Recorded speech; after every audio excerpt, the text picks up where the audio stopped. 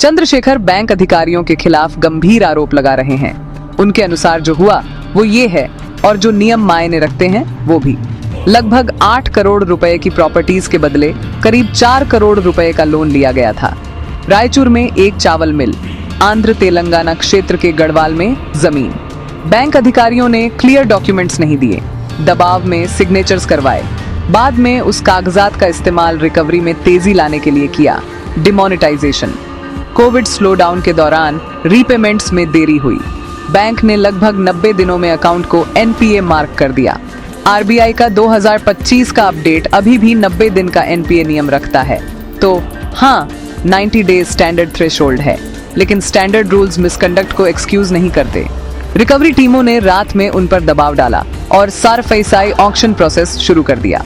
Cell certificate एक ऐसी company के नाम पर जारी किया गया जो असली बिडर नहीं थी।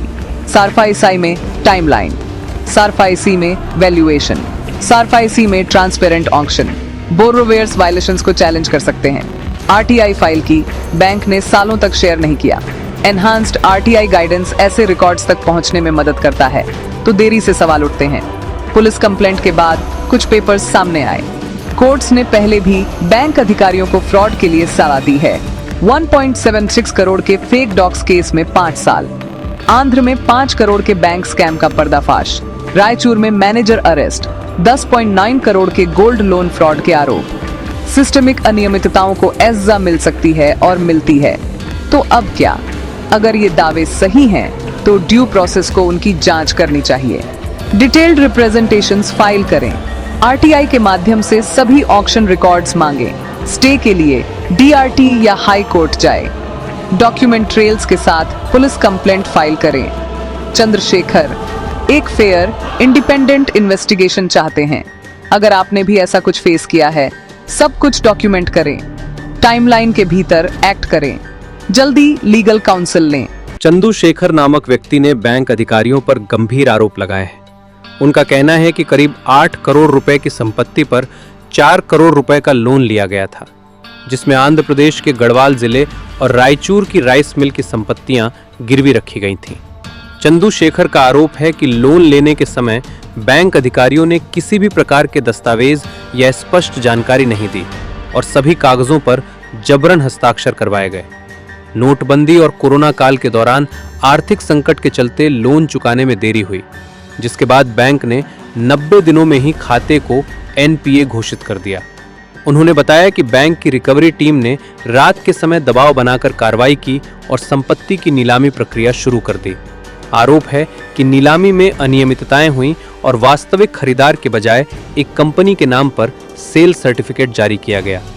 पीड़ित ने आरटीआई के माध्यम से नीलामी से जुड़े दस्तावेज मांगे, जो कई वर्षों तक उपलब्ध नहीं कराए गए। बाद में पुलिस में शिकायत दर्ज होने के बाद कुछ दस्तावेज सामने आए।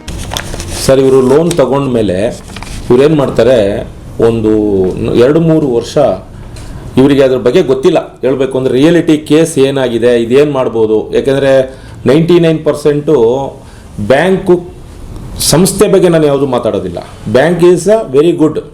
ಅದು ಯಾವುದೇ ಆಗಿರಲಿ, ನ್ಯಾಷನಲ್ಸ್ ಬ್ಯಾಂಕ್ ಆಗಿರಲಿ, ಯಾವುದೇ ಇರಲಿ, ಅದರಲ್ಲಿ ಕೆಲಸ ಮಾಡ್ತಾರಲ್ಲ ಅಧಿಕಾರಿಗಳು, ಅವರಿಂದ ಆಗುವಂಥ ಮೋಸಕ್ಕೆ ಕೆಲವೊಂದು ಅಮಾಯಕರುಗಳು ಬಲಿಯಾಗ್ತಾರೆ ಅಧಿಕಾರಿಗಳಿಂದ. ನಾನು ಇಂಥ ಹೆಸರು ಹೇಳೋಕ್ಕೆ ಇಷ್ಟಪಡಲ್ಲ. ಅದೇನಾಗಿದೆ, ಇವ್ರಿಗೂ ಅದೇ ರೀತಿ ಒಂದು ಅನ್ವಯ ಆಗಿಬಿಟ್ಟಿದೆ. ಇವ್ರೇನು ಮಾಡಿದ್ದಾರೆ, ಲೋನ್ ತೊಗೊಂಡಿದ್ದಾರೆ. ಸರ್ವೇ ಸಾಮಾನ್ಯ ನೋಟ್ ಬ್ಯಾನ್ ಆಯಿತು. ಅದರಲ್ಲಿ ಸರ್ವೇ ಸಾಮಾನ್ಯ ಎಲ್ಲರಿಗೂ ಏಟು ಬಿದ್ದಿದೆ. ಅದಾದಮೇಲೆ ಕೊರೋನಾ ಬಂತು. ಎಲ್ಲದರಲ್ಲೂ ಒಂದರಿಂದ ಇವ್ರೇನು ಮಾಡ್ತಾಯಿದ್ರು ಅಂದರೆ, ರೈತರಿಂದ ಭತ್ತನ ಖರೀದಿ ಮಾಡಿ ಗೌರ್ಮೆಂಟ್ಗಳಿಗೆ ಸಪ್ಲೈ ಮಾಡುವಂಥ ಕೆಲಸನ ಮಾಡ್ತಾಯಿದ್ರು. ಅವಾಗ ಕೆಲವೊಂದು ಪೇಮೆಂಟ್ಗಳು ಇವ್ರಿಗೂ ಸ್ಟಾಪ್ ಆಗೋಗಿ ಇವರು ತುಂಬ ತೊಂದರೆಗಳನ್ನ ಅನುಭವಿಸ್ತಾಯಿದ್ರು. ಇವ್ರು ಲೋನ್ ತೊಗೊಂಡು NPA ಆಗಿ ಅವ್ರು ನೋಟಿಸ್ ಕೊಟ್ಟ ನಂತರ ಇವ್ರು ಏನು ಮಾಡಿದ್ದಾರೆ, ಬ್ಯಾಂಕಲ್ಲಿ ಹೋಗಿ ರಿಕ್ವೆಸ್ಟ್ ಕೇಳಿದ್ದಾರೆ, ಸ್ವಾಮಿ ನನಗೆ 1-2 ತಿಂಗಳು ಟೈಮ್ ಕೊಡಿ, ನಾನು ಕಟ್ತೀನಿ ಅಂತ. ಅಂದರೆ ಬ್ಯಾಂಕ್ನವ್ರು ಏನು ಮಾಡಿದ್ದಾರೆ ಅಂದರೆ, ಇವರಿಗೆ ಲೋನ್ ಕೊಡುವಾಗ 8 ಕೋಟಿ ರೂಪಾಯಿ ಬೆಲೆ ಬಾಳುವಂಥ ಆಸ್ತಿಗೆ 50% ಅಂದರೆ 4 ಕೋಟಿ ಸಮಥಿಂಗ್ ಇವರಿಗೆ ಲೋನ್ ಕೊಟ್ಟಿದ್ದಾರೆ. ಇವರು ಈ 4 ಕೋಟಿ ಲೋನ್ಗೆ ಆಂಧ್ರದ ಗದ್ವಾಲ ಜಿಲ್ಲೆಯಲ್ಲಿರುವತಕ್ಕಂಥ 3 ಪ್ರಾಪರ್ಟಿ, ರಾಯಚೂರಲ್ಲಿರ್ತಕ್ಕಂಥ ಇದು ರೈಸ್ ಮಿಲ್ಲು, ಅದು ಒಟ್ಟು 4 ಪ್ರಾಪರ್ಟಿನ ಮಾರ್ಟ್ಗೇಜ್ ಮಾಡಿರ್ತಾರೆ. ಯಾರಿಗೆ? ಬ್ಯಾಂಕ್, ಯೂನಿಯನ್ ಬ್ಯಾಂಕಿಗೆ. ಅವ್ರು ಏನು ಮಾಡ್ತಾರೆ, ಒಂದು ಪ್ರಾಪರ್ಟಿನ ಸೇಲ್ ಮಾಡಿಬಿಡ್ತಾರೆ ಇಮಿಡಿಯೇಟ್ಲಿ. ನೋಟಿಸ್ ಕೊಟ್ಟು ಇವ್ರೇನು ಮಾಡ್ತಾರೆ, ಸತ್ತಿರೋರ ಮೇಲೆಲ್ಲ ನೋಟಿಸ್ ಕೊಟ್ಟು ಪ್ರಾಪರ್ಟಿನ ಸೇಲ್ ಮಾಡ್ತಾರೆ. ಇವರು ಅದನ್ನು DITಯಲ್ಲಿ ಚಾಲೆಂಜ್ ಮಾಡ್ತಾರೆ. DITಯಲ್ಲಿ ಇವರಿಗೆ ಕರೆಕ್ಟಾಗಿರೋ ದಾಖಲೆಗಳು ಏನಂದರೆ, ಬ್ಯಾಂಕ್ನವ್ರು ಮೊದಲಿಗೆ ತಪ್ಪು ಏನು ಮಾಡ್ತಾರೆ ಅಂದರೆ, ಇವರು ಯಾವಾಗ NPA 3 ತಿಂಗಳು ಕಟ್ಟಲಿಲ್ಲ ಅಂದ ತಕ್ಷಣ ನಮ್ಮ ಆಸ್ತಿಯ ದಾಖಲೆಗಳನ್ನ ನೀವು ಯಾವ ರೀತಿಯಲ್ಲಿ ಕೇಳಿದ್ರು ಯಾವ ಬ್ಯಾಂಕ್ನವರು ಕೊಡೋದಿಲ್ಲ. ಒಂದು ಸ್ಟೇಟ್ಮೆಂಟ್ ಕೊಡಿ ಅಂದರೂ ಕೊಡಲ್ಲ, ಒಂದು ದಾಖಲೆ ನಮ್ಮದು ಈ ಥರ ದಾಖಲೆ ಕೊಡಿ ಅಂದರೂ ಕೊಡಲ್ಲ. ಇವ್ರು ಏನು ಮಾಡಿರ್ತಾರೆ, ಲೋನ್ ತಗೊಳ್ಳುವಾಗ ಪ್ರತಿಯೊಂದಕ್ಕೂ ನಮ್ಮ ಹತ್ರ ಸಿಗ್ನೇಚರ್ ಮಾಡಿ ಇಟ್ಕೊಂಡು ಬಿಡ್ತಿರ್ತಾರೆ. ಇದು ನಮಗೂ ಗೊತ್ತಾಗಲ್ಲ. ನಮಗೇನು ಲೋನ್ ಬೇಕು, ನಮಗೆ ಕೆಲಸ ಶುರು ಮಾಡಬೇಕು, ಒಂದು ಮನೆ ಕಟ್ಟಬೇಕು, ಈ ರೀತಿ ಉದ್ದೇಶದಿಂದ ನಾವು ಬಂದಿರ್ತೀವಿ. ಇಲ್ಲಿ ಇವ್ರು ಏನು ಟೈಪ್ ಮಾಡಿರ್ತಾರೆ ಅನ್ನೋದು ನಮ್ಗೆ ಗೊತ್ತಿರೋದಿಲ್ಲ. ಇದರಲ್ಲಿ ನಾವೆಲ್ಲದಕ್ಕೂ ಸೈನ್ ಮಾಡ್ತಾ ಇರ್ತೀವಿ, ಬಂದಿರ್ತೀವಿ. 3 ತಿಂಗಳು 90 ಡೇಸ್ ಆಯಿತಾ, ನಿಮ್ಗೆ ಇಮಿಡಿಯೇಟ್ಲಿ ನೋಟಿಸ್ ಕೊಡ್ತಾರೆ. ನೋಟಿಸ್ ಕೊಟ್ಟು ಆ ನೋಟಿಸ್ ಪ್ರಕಾರ ಇದಕ್ಕೆ ಏನು ಮಾಡಿದ್ದಾರೆ, ಬ್ಯಾಂಕ್ನಲ್ಲಿ ಒಂದು ರಿಕವರಿ ಟೀಮನ್ನು ಬೇರೆ ಇಟ್ಕೊಂಡಿದ್ದಾರೆ.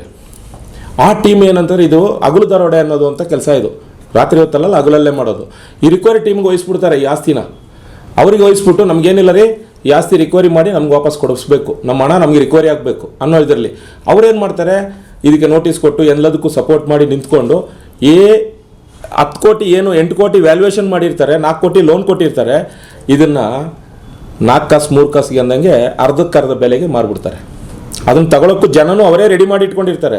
ಸುಮ್ಮನೆ ಕಾನೂನು ರೀತಿಯಲ್ಲಿ ನಾವು ನೋಡ್ರಿ ನೋಟಿಸ್ ಕೊಟ್ಟಿದ್ದೀವಿ, ನಿಮ್ಮ ಕಾನೂನು ರೀತಿಯಲ್ಲಿ ಮಾಡಿದ್ದೀವಿ, ಆ್ಯಕ್ಷನ್ ಮಾಡಿದ್ದೀವಿ ಎಲ್ಲನೂ ಅವರೇ ಹೇಳ್ತಾರೆ. ಇದು ಯಾರಿಗೂ ಗೊತ್ತಾಗೋದಿಲ್ಲ, ಇದರ ಒಳ ಗುಟ್ಟುಗಳು ಇದರ ಹಿಂದೆ ಬಿದ್ದವರಿಗೆ ಗೊತ್ತಿರುತ್ತೆ. ಹಂಗೆ ಇವರಿಗೆ ಪಾಪ ಆ ರೀತಿ ಆಗಿ ನೋಟಿಸು ಕೊಟ್ಟರು, ಎಲ್ಲನೂ ಮಾಡಿದ್ರು. ಇವರು ನಮಗೆ ಅನಿರೀಕ್ಷಿತವಾಗಿ 2022ರಲ್ಲಿ 23ರಲ್ಲಿ ಪರಿಚಯ ಆದರು. ಪರಿಚಯ ಆದಾಗ ಇವ್ರೇನು ಮಾಡಿದ್ರು, ನನಗೆ ಈ ನಮ್ಮ ಆತ್ಮೀಯ ಸ್ನೇಹಿತರು ಪ್ರಶಾಂತ್ ಅಂತ, ಇವರು ನಾವು ಸೇರಿಕೊಂಡು ಇವರಿಗೆ ಒಂದು ದಾರಿ ಹುಡುಕೋಣ ಅಂತ ಒಂದು ಹೇಳ್ಕೊಟ್ಟು, ಇವರು ಏನು ಮಾಡಿದ್ರು, RTIಯಲ್ಲಿ ದಾಖಲೆಗಳನ್ನ ಬೇಕು, ನಮಗೆ ಸ್ಟೇಟ್ಮೆಂಟ್ ಬೇಕು, ಆಮೇಲೆ ಇದು ಯಾವುದು ಸರ್, ಆಕ್ಷನ್ ಬಿಡ್ಶೀಟ್ ಕೊಡಿ ಅಂದರೆ ಇವತ್ತುವರೆಗೂ ಕೊಡಲಿಲ್ಲ ಅವರು. 8 ವರ್ಷ 8 ವರ್ಷ ಆದರೂ ಯಾರು ಆ್ಯಕ್ಷನಲ್ಲಿ ಪಾಲ್ಗೊಂಡಿದ್ದಾರೆ, ಎಷ್ಟು ಜನ ಪಾಲ್ಗೊಂಡಿದ್ದಾರೆ, ಅದರ ಡೀಟೇಲ್ಸ್ ಕೊಡಿ ಅಂದರೆ ಬ್ಯಾಂಕ್ನವ್ರು ಇದುವರೆಗೂ ಕೊಡಲಿಲ್ಲ. ಯಾವಾಗ 3 ತಿಂಗಳ ಹಿಂದೆ ಪೊಲೀಸ್ನವ್ರಿಗೆ ಕಂಪ್ಲೇಂಟ್ ಕೊಟ್ಟು ಆ ಕಂಪ್ಲೇಂಟಿಂದ ನಂತರ PCR ಮಾಡಿ ಕೋರ್ಟ್ ಆದೇಶದ ಮುಖಾಂತರ ಇವ್ರ ಮೇಲೆ ತನಿಖೆ ಮಾಡಿ ಅಂತ ಯಾವಾಗ ಪೊಲೀಸ್ ಸ್ಟೇಷನ್ಗೆ ಮೆಟ್ಲೆ ಇರ್ತೋ ಆವಾಗ ನೋಡಿ, ಇವಾಗ ಬ್ಯಾಂಕ್ನವರು ಆ ಆ್ಯಕ್ಷನ್ ಬಿಡ್ಶೀಟ್ನ ಕೊಡ್ತಾ ಇದ್ದಾರೆ ಬ್ಯಾಂಕಿಗೆ. ಯಾರಿಗೆ? ಪೊಲೀಸ್ನವ್ರಿಗೆ ಕೊಡ್ತಾ ಇದ್ದಾರೆ.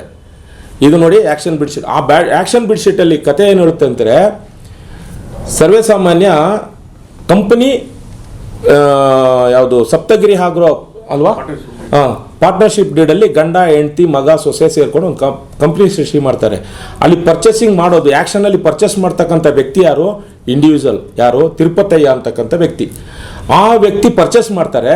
ಇವರು ಅದನ್ನು ಸೇಲ್ ನೋಟಿಸ್ ಯಾರಿಗೆ ಕೊಡ್ತಾರೆ ಅಂದರೆ, ಸೇಲ್ ಸರ್ಟಿಫಿಕೇಟ್ ಅಲ್ಲ, ಸೇಲ್ ಸರ್ಟಿಫಿಕೇಟ್ ಬಂದು ಕಂಪ್ನಿ ಕೊಡ್ತಾರೆ. ಅವಾಗ ಇವ್ರಿಗೆ ಕಂಪ್ನಿ ಕ್ರಿಯೇಟ್ ಆಗಿರೋದಿಲ್ಲ, ಯಾವುದೇ ಕಾರಣಕ್ಕೂ ಆಗಿರೋದಿಲ್ಲ. ಬರೀ ಓನ್ಲಿ ಯಾರಲ್ಲಿ ಮಾಡಿದ್ರು, ತಿರುಪತಯ್ಯ ಅನ್ನುವಂಥ ವ್ಯಕ್ತಿ ಪರ್ಚೇಸ್ ಮಾಡಿದ್ದಾನೆ. ದಾಖಲೆಲ್ಲ ಅವರೇ ಹೇಳ್ತಾರೆ, ನಾವು ಹೇಳೋದಿಲ್ಲ. ಅವರೇ ಇವಾಗ PCR ಆದಾಗ ಕೋರ್ಟಿಗೆ ಅವರೇ ಸಬ್ಮಿಷನ್ ಮಾಡುವಂಥ ಕೆಲಸ ಅವರೇ ಮಾಡ್ತಾರೆ, ನಾವು ಹೇಳ್ತಾ ಇಲ್ಲ ಇದನ್ನು. ಇವರು ಏನು ಮಾಡ್ತಾರೆ, ಆ್ಯಕ್ಷನ್ ಸೇಲ್ ಸರ್ಟಿಫಿಕೇಟನ್ನು ಕಂಪ್ನಿ ಮೇಲೆ ಕೊಡ್ತಾರೆ. ಯಾವುದು? ಸಪ್ತಗಿರಿ ಆಗ್ರೋ ಫುಡ್ಸು ಅಂತ. ಸಪ್ತಗಿರಿ ಆಗ್ರೋ ಫುಡ್ಸು ಸೇಲ್ ಮಾಡಿದಾಗ ಪರ್ಚೇಸ್ ಮಾಡಿದಾಗ ಇರೋದಿಲ್ಲ. ಬೆಳಿಗ್ಗೆ ಪರ್ಚೇಸ್ ಮಾಡಿ ಅವ್ರ ಹೆಸರಿಗೆ ಏನು ಮಾಡ್ತಾರೆ ಅಂದರೆ, ಇವರು 1 ತಿಂಗಳ ನಂತರ ಈ ಸೇಲ್ ಸರ್ಟಿಫಿಕೇಟ್ ಇಶ್ಯೂ ಮಾಡಿದಾಗ ಕಂಪ್ನಿ ಹೆಸರಲ್ಲಿ ಕೊಡ್ತಾರೆ, ಆಗ್ರೋ ಫುಡ್ಸು ಅಂತ. ಇವರು ಕೇವಲ ಏನು ಆ್ಯಕ್ಷನ್ ಬಿಡ್ ಮಾಡಿದಾಗ 10% ಬಿಡ್ ಅಮೌಂಟು ಕಟ್ಟಿರ್ತಾರೋ ಅಷ್ಟೇ ಅವ್ರದ್ದು ಬಂಡವಾಳ. ತಿರ್ಗಿ ಅದೇ ಕಂಪ್ನಿಗೆ ಏನು ಮಾಡ್ತಾರೆ ಅಂದರೆ, ಇವತ್ತು ಸರ್ವೇ ಸಾಮಾನ್ಯ ಒಬ್ಬ ವ್ಯಕ್ತಿ ಬ್ಯಾಂಕಿಗೆ ಹೋದರೆ, ನನಗೆ ಒಂದು 2 ಲಕ್ಷ ಲೋನ್ ಕೊಡ್ರಿ ಅಂತ ಕೇಳಿದ್ರೆ ಬ್ಯಾಂಕ್ ಏನು ಕೇಳುತ್ತೆ, ನಿಂದು ಸ್ಯಾಲ್ರಿ ಸರ್ಟಿಫಿಕೇಟ್ ತಗೋಬಾ, ನಿಂದು 6 ತಿಂಗಳು ಸ್ಟೇಟ್ಮೆಂಟ್ ಕೊಡು, IT ಕೊಡು, ಪ್ರತಿಯೊಂದು ಕೇಳುತ್ತೆ. ಆದರೆ ಇವರಿಗೆ ಲೋನ್ ಯಾವ ರೀತಿ ಕೊಟ್ಟಿದ್ದಾರೆ ಅಂದರೆ, ಕಂಪ್ನಿ ಸರಿಯಾಗಿ 1 ತಿಂಗಳೊಳಗೆ ಸೇಮ್ ಅದೇ ಕಂಪ್ನಿ ಮೇಲೆ ಲೋನ್ ಮಾಡಿಕೊಟ್ಟಿದ್ದಾರೆ. ಅದೇ ಕಂಪ್ನಿ ಮೇಲೆ ಲೋನು, ಅದೇ ಕಂಪ್ನಿ ಮೇಲೆ ಲೋನ್ ಮಾಡಿಕೊಟ್ಟು, ಆವಾಗ ಬಂಡವಾಳ ಹಾಕಿರೋನಿಗೆ ಎಷ್ಟು? ಕೇವಲ 25% ಬಂಡವಾಳ ಅಷ್ಟೇ. ಮಿಕ್ಕಿದೆಲ್ಲ ಕಂಪ್ನಿ ಬ್ಯಾಂಕೇ ಕೊಡುತ್ತೆ ಲೋನು. ಇವೆಲ್ಲ ಈ ಥರ ಮಾಡಿ ಅನ್ಯಾಯ ಆಗಿದೆ ಸ್ವಾಮಿ, ನಮಗೆ ನ್ಯಾಯ ಕೊಡಿಸಿ ಅಂತ ನಾವು PCR ಹಾಕಿದ್ದೀವಿ. ಆ PCR ನಂತರ ಅದರ ಮೇಲೆ FIR ಆಗಿದೆ. FIR ಆಗಿ ಇವರೇನು ಮಾಡಿದ್ದಾರೆ, ಅದನ್ನು ಬೇಲ್ಗೋಸ್ಕರ ಓಡಾಡಿದ್ರು ಬ್ಯಾಂಕ್ನವರು ಮತ್ತು ಈ ಪರ್ಚೇಸರು ಎಲ್ಲರೂ ಸೇರಿಕೊಂಡು. ಇವಾಗ ಹೈಕೋರ್ಟಲ್ಲಿ ಪೆಂಡಿಂಗ್ ನಿಂತಿದೆ.